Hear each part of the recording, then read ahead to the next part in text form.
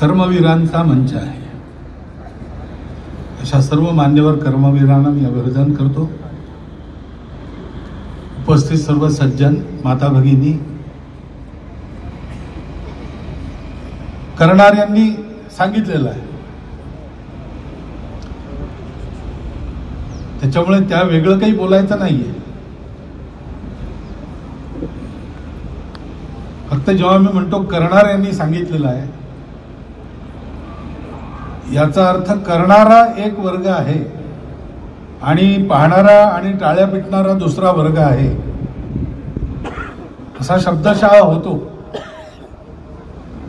पण एखादा देश मोठा होतो, एखाद्या देशातल्या समाजाची गुणवत्ता वाढते, तेव्हा करणारे आणि वावा करणारे असं असून चालत नाही. सगळेच करणारे असावे लागतात.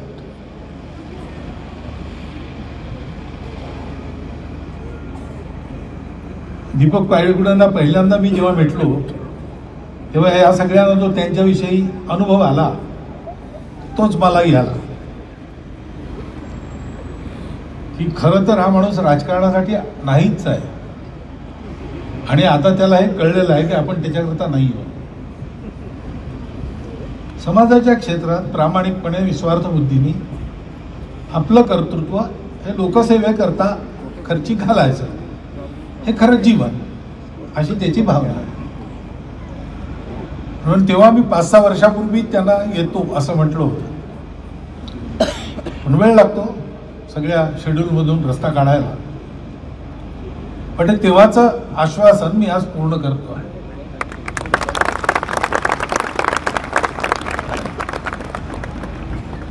असे करणारे आपल्या समाजात पुष्कळ आहेत.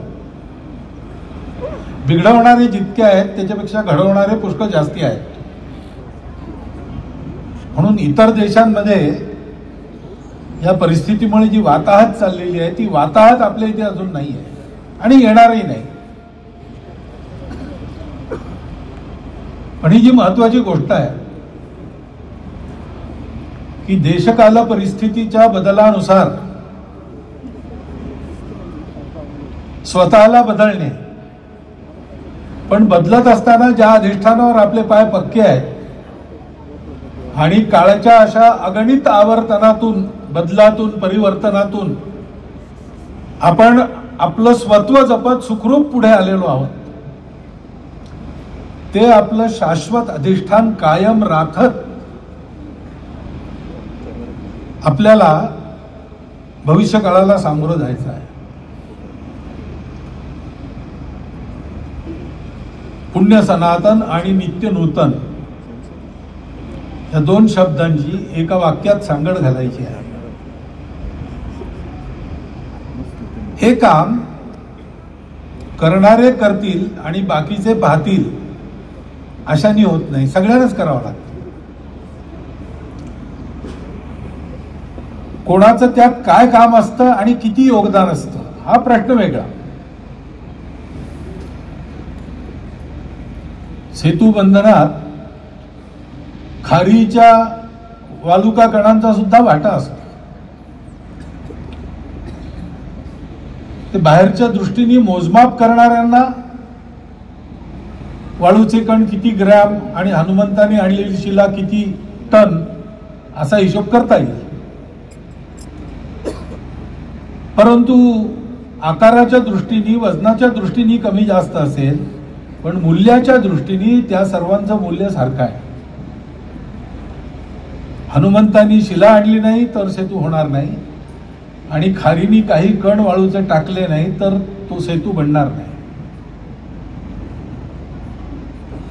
एवढा मोठा सागर असतो, त्या सागरातला एक बिंदू तो कमी झाला तर लौकिक दृष्टीने सागराला उणेपण येतं असं लोकांना वाटत नाही, पण उणेपण येतच असतं. पूर्णामध्ये अंश याचं खूप महत्व असतं आणि हा जो पूर्ण बनलेला आहे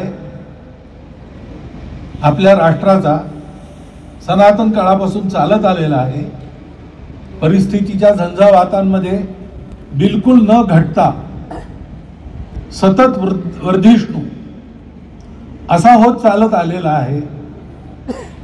हा पूर्ण आहे, कारण याचे सगळे अंश या पूर्णाशी निगडीत आहेत, या पूर्णामध्ये योगदान करतायत. त्याच्यामुळे हे काम आपलं सर्वांचं आहे. शिक्षण ही गोष्ट अशी आहे की व्यवस्था त्यामध्ये बाधक होऊ नये, व्यवस्था त्याची साधक असली पाहिजे. म्हणून शिक्षणाच्या व्यवस्थेचं स्वरूप हे शिक्षणाचं नियमन करणारं असं असता कामा नये, शिक्षणाला पोषक असणारं असं असलं पाहिजे. नियमन म्हणजे त्याला नियमित करणारं असलं पाहिजे. परंतु हे करू नका, ते करू नका, असं करू नका, तसं करू नका, ह्याच्यानी प्रयोगवृत्ती चालली जाते. आज ही नवीन शिक्षण पद्धती आली आहे. शांतीलालजींनी त्याचं जे वर्णन केलं आहे ते यथोचित वर्णन आहे, आणि ती पूर्णपणे आपण अंमलबजावणीत आणू तर अविनाशजींनी जे सांगितलं आहे स्वप्न, त्या दिशेने पुढे जायला खूप मोठी मदत होईल. परंतु ही शिक्षण पद्धती आता आली, ह्याची चर्चा पुष्कळ वर्षापासून होती, आणि ती चर्चा सुरू झाली किंवा आपण सुरू केली तत्पूर्वीपासून तसं शिक्षण देणाऱ्या शाळा आपल्या देशात आजही आहेत, तेव्हाही होत्या.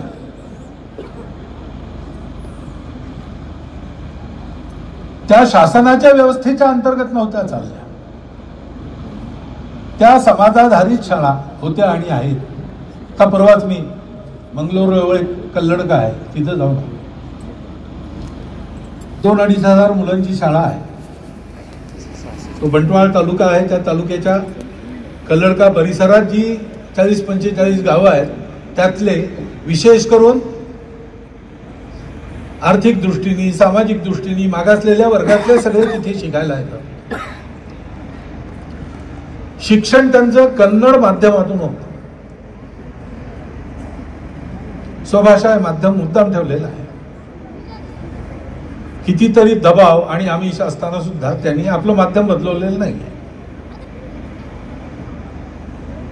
हे शिक्षण समाज चालवतं, आणि त्याच्यामुळे त्या सगळ्या विद्यार्थ्यांना शिक्षण, गणवेश, पुस्तकं, एक वेळचं जेवण हे सगळं निःशुल्क आहे. आणि इथे जसं आपण पाहतो की ज्याला स्कूलिंग म्हणतात, क्लासरूम टीचिंग म्हणतात, तेही आहे आणि त्याच्या बाहेरचंही शिक्षण आहे. तसं तिथेही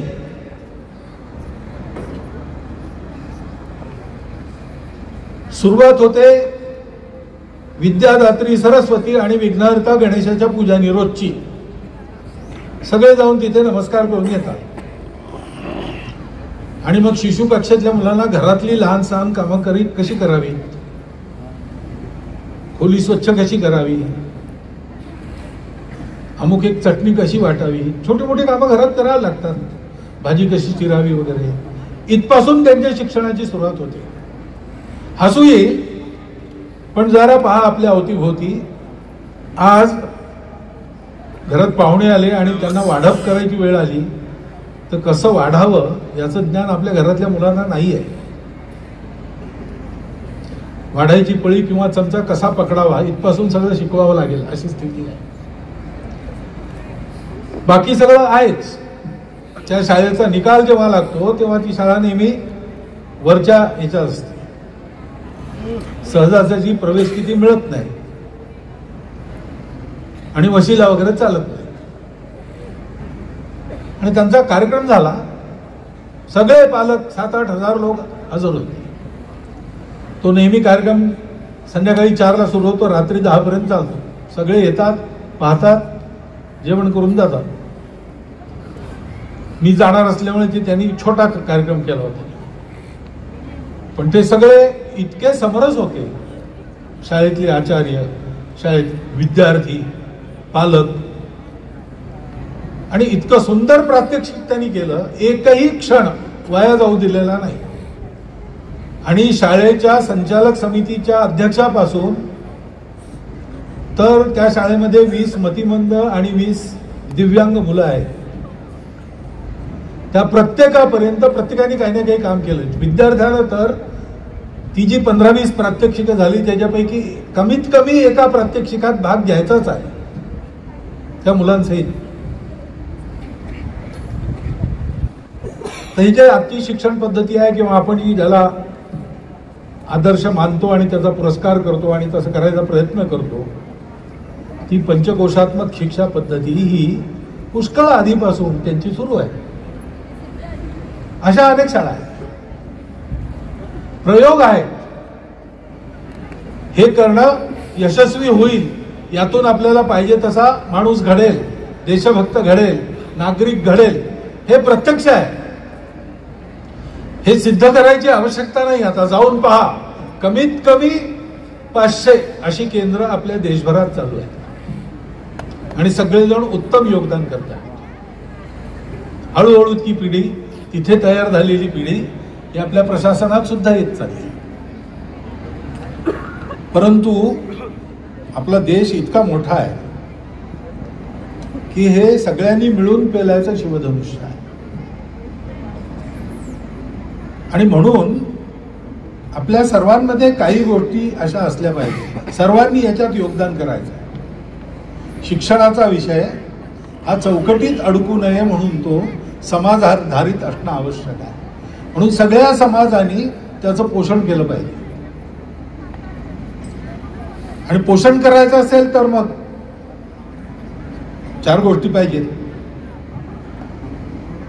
हनुमान जेव्हा सीता शोधाला निघाले महेंद्र पर्वतावरून, स्वगौरवाचा परिचय झाला आणि त्यामुळे स्वरूप भव्य झालं आणि मग त्यांनी मारली उडी. त्यांच्या मार्गात विघ्न आली लंकेपर्यंत. मैनाक पर्वत आला. हनुमंतांनी ओळखलं की हा जो आलाय आडवा आलेला आहे, पण तो सदिच्छेपोटी आलेला आहे. त्याला वाटतं मी थकून जाईल, विश्रांती घेतली म्हणजे आणखी वेगाने काम करेल. तर त्याचा अपमान न करता त्याला बाजूला सारायचा म्हणून त्यांनी हात दाखवला, हात लावल्यासारखं केलं मान ठेवायला आणि हाताचा दबाव देऊन त्याला दाबून टाकलं. अपमान न करता बाजूला केलं. पुढे एक सुरसा आली, ती परीक्षा घेण्याकरता आली होती आणि तिने सांगितलं की मी तुला खाणार जाऊ देणार नाही, कारण मला ब्रह्मदेवानी सांगितलं आहे इथून जाणाऱ्यांना मी खाऊ शकते. हनुमंता मला रामाचं काम करायचं आहे, चांगलं काम करायचं आहे, तू कशी काय? तर ती म्हणाली मग तू माझ्या पोटात जा तरच पुढे जाऊ शकशील. तेव्हा हनुमंताच्या लक्षात आलं की ही परीक्षा आहे, संकट नाहीये. तिने आव असल्यावर हनुमंत मोठे झाले तिच्या जबड्यापेक्षा. तिने आणखी जबडा मोठा केला. असं पुष्कळ चालल्यावर हनुमंताच्या लक्षात आलं की सूक्ष्म होऊनच काम केलं पाहिजे, नम्र होऊनच काम केलं पाहिजे. एकदम छोटं रूप धारण करून तिच्या जबड्यातून आत गेले आणि बाहेर आले आणि मला तुझी अट पूर्ण झाली.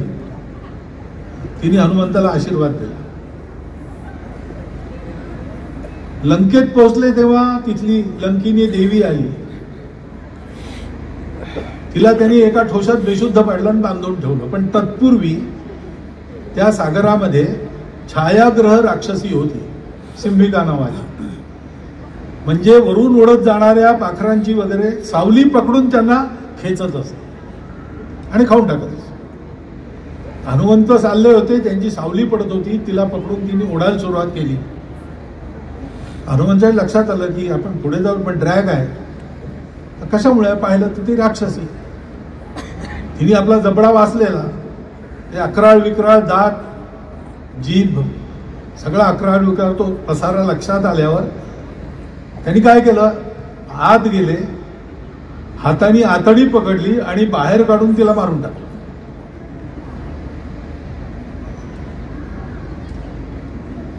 आता हा हनुमंतांचा पराक्रम पाहिल्यावर सगळ्या देवता आकाशात गोळा झाल्या. त्यांनी पुष्पवृष्टी केली आणि हनुमंताची स्तुती करत असं म्हटलं, यस्तु एतानि चत्वारी वानरेंद्र यथा तव. हे वानरेंद्रा, हे 4 तुझ्याजवळ जे आहेत, यस्तु एतानि चत्वारी वानरेंद्र यथा तव, कोणचे 4? धृतीर दृष्टीर मतीर दाक्षम स कार्यसून सीदती. तो कामामध्ये कधी कमी पडणार नाही. त्याला या 4 गोष्टी पाहिजेत: धृती, दृष्टी, मती आणि दाक्ष. पहिल्यांदा एक धारणा ठीक पाहिजे, मनाची, कल्पनेची, बुद्धीची. उदाहरणार्थ शिक्षण म्हणजे काय? साक्षरता आणि शिक्षण यात फरक आहे. पोट भरणे शिकणे आणि शिक्षण घेणे यात फरक आहे. साक्षरतेवातून अडतं असं आपल्याला वाटतं, पण तसं नाही आहे. एक किस्सा असा वाचला मी. एका अब्जावधी ज्याची इस्टेट आहे अशा माणसाने 100 वर्ष पूर्ण केल्यावर पत्रकार त्याचा इंटरव्ह्यू घ्यायला गेले. इंटरव्ह्यू चालू होता तेव्हा त्याचा सेक्रेटरी आला की महाराज तुम्ही त्यांना काही दान द्यायचं कबूल केलं, ती मंडळी आली आहेत, त्यांना चेक द्यायचा आहे, तर तो तुम्ही हे करायला पाहिजे, सही करायला पाहिजे. त्यामुळे घेऊन या चेक, सही करतो. चेक आला, सेक्रेटरी बरोबर इंक पॅड घेऊन आला आणि त्या अब्जपतींनी आपला अंगठा त्या चेकवर उमटवला. पत्रकाराने विचारलं, तुम्ही अंगठा करता, तुम्हाला सही नाही करताय? पण हो, मी काही लिहायला वाचायला शिकलो. तर पत्रकार आश्चर्यचकित झाले. लिहायला वाचायला न शिकता तुम्ही इतके पैसे कमावले, जर शिकला असता तर काय केलं असतं? त्यामुळे ते मला माहिती आहे. मी हा माझा उद्योग सुरू करण्यापूर्वी एका चर्चमध्ये घंटी वाजवायची माझी नोकरी होती. 40 वर्षाचा मी झालो होतो. आणि आमच्या बिशपनी नोटीस काढली की चर्चमध्ये ज्याला काम करायचं आहे त्याला कमीत कमी साक्षर व्हावं लागेल. मी त्याला म्हटलं की मला काही आता जमणार नाही, 40 वर्ष उठून गेली, शिकणं विकणं जमणार नाही. तो म्हणून नोकरी सोड. गेली माझी नोकरी. मग मी आपला विमानच करून फिरत होतो. आता कोटाला कसं खायचं ते एका ऑफिसच्या खिडकीतून कोणीतरी बोलावलं मला आणि म्हणे, तू मला त्या समोरच्या कॉफी हाऊसमधून एक कॉफी घेऊन ये. ती तू घेऊन आलास, माझं नाव सांग, तो देईल तुला. तू घेऊन आलास तर मग मी तुला बिलाचे पैसे देईन आणि वर 10 पैसे तुला देईन, 1 पेन्स तुला देईन तिथल्या नाणं.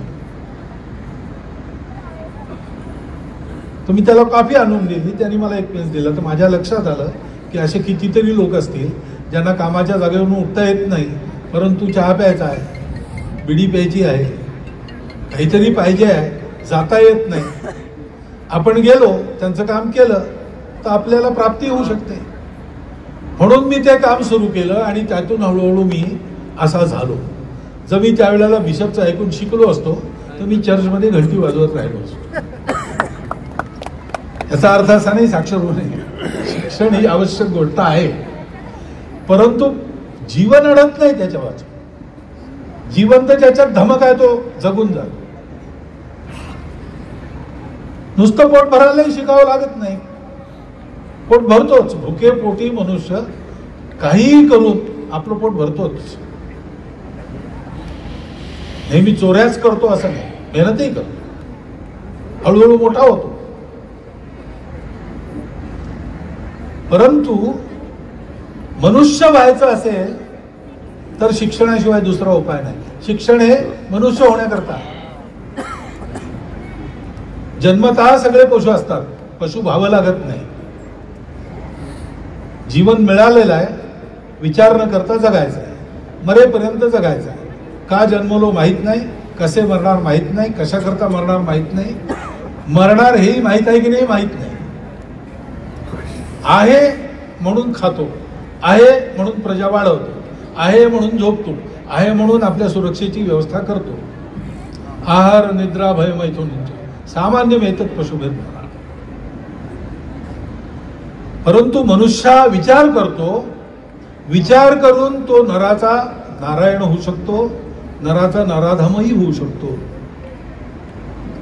त्या विचारांची दिशा नराचा नारायण होण्याकडे असावी म्हणून शिक्षण पाहिजे. माणूस घडवणारं शिक्षण पाहिजे. ही धृती, ही धारणा पक्की पाहिजे शिक्षणाची.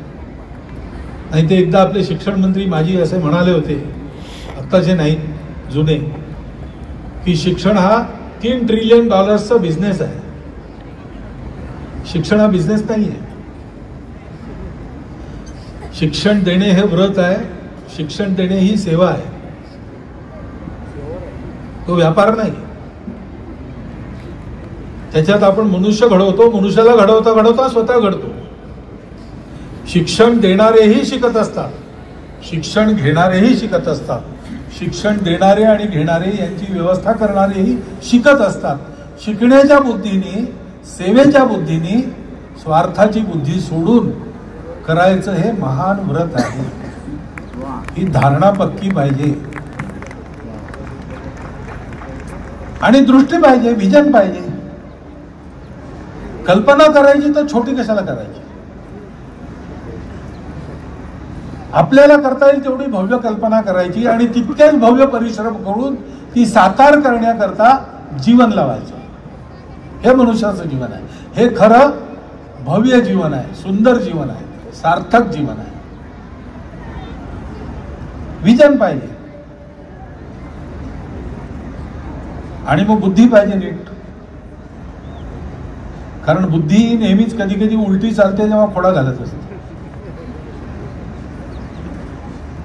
पार्वतीने एकदा शंकरांना म्हटलं तेव्हा तो तुमचा भक्त किती गरीब आहे, किती भक्ती करतो तुमची, तुम्ही काहीतरी त्याला द्या, उद्धार करता, इतक्या सगळ्यांचं भलं करता. तर शिवशंकर म्हणाले मी करीन, पण त्याच्या भाग्यात असेल तर ना.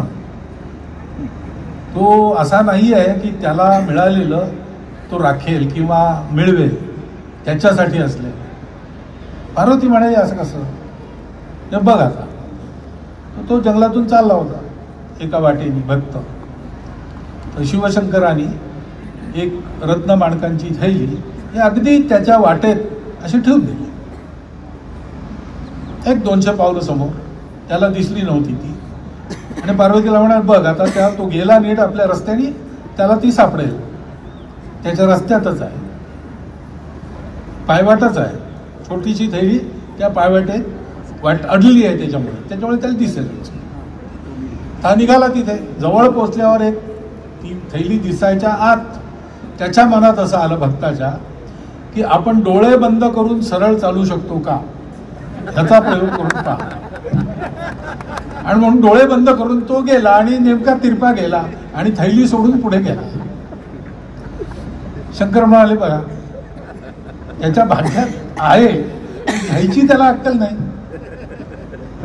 बुद्धी असं करते. कधी कधी बुद्धी स्वार्थ मनात आणते. याचा उपयोग आपल्याकरता करायचा अशी बुद्धी देते. अशा भरकटणाऱ्या बुद्धीने काम यशस्वी होत नाही. आणि दाक्षम म्हणजे दक्षता पाहिजे. काम उत्कृष्ट असलं पाहिजे, निर्दोष असलं पाहिजे. फळाची चिंता न करता उत्कृष्टता आणि पूर्णपणे गुणवत्ता ही जपली पाहिजे. या 4 गोष्टी असतील तर मनुष्य हे काम करू शकतो. करणारे करतायत, ते असंच करतायत म्हणून ते पुढे चालले. त्यांच्या कामात त्यांना सार्थक यशस्वीता मिळते. परंतु हे काम इतकं मोठं आहे, याला आपले सर्वांचे हात लागले पाहिजे. मी अशा ज्या शाळा बघितल्या आहेत त्याच्यातल्या अधिकांश शाळा या पूर्णपणे समाज चालवतो. त्याच्यामुळे सांपत्तिक स्थिती सगळ्यांची फार चांगली आहे असं नाही आहे. परंतु विद्यार्थ्यांना काहीही कमी पडू देत नाही. गुरुजनांचं हे जे वात्सल्य आहे, आप्त मानून आपल्या विद्यार्थ्यांना शिकवणं, त्यांच्या स्तरावर उतरून त्यांना आपल्या स्तरापर्यंत वर उचलणं, ही त्यांची जी कार्यशैली आहे. त्याच्यामुळे त्या शाळा याही परिस्थितीत पालकांच्या समर्थनावर चालतात आणि चांगल्या चालतात. आता तर पुष्कळ योजनाही अशा आहेत आणि पूर्णपणे सरकारी व्यवस्थेत राहूनही हे करणं शक्य होत चाललंय. हळूहळू पूर्ण नाही झालं अजून, होईल. परंतु हे सगळं असलं तरी जोपर्यंत सगळा समाज हे म्हणत नाही की आमच्या मुलांना असं शिक्षण मिळालं पाहिजे, तो पुढे जाऊन किती कमवतो आणि वरची कमाई किती करतो हे आम्ही नाही म्हणणार. आम्ही त्याला सांगू, शिक, कमवाय करता नाही, माणूस होण्याकरता शिक. उत्तम शिकशील तर दोन्ही हातांनी मिळवू शकशील. ते मिळव, भरपूर कमव, पण आपल्याला पाहिजे तेवढं कमीत कमी ठेव.